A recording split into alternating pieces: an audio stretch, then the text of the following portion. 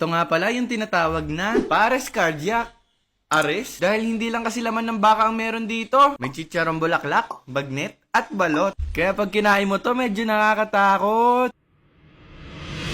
Dahil nga kami ay nagkikrave ng pares, agaran na kaming pumunta sa aming kakainan. Pagdating nga dito, hindi ko na rin talaga mapigilan. Gawa nang ako'y gutom na at nagwawala ng aking kalamnan. Pagdating nga dito, nag-order na rin kami agad. Si Madam Pares with rice, habang ako naman pares arrest. Ay, pares cardiac pala.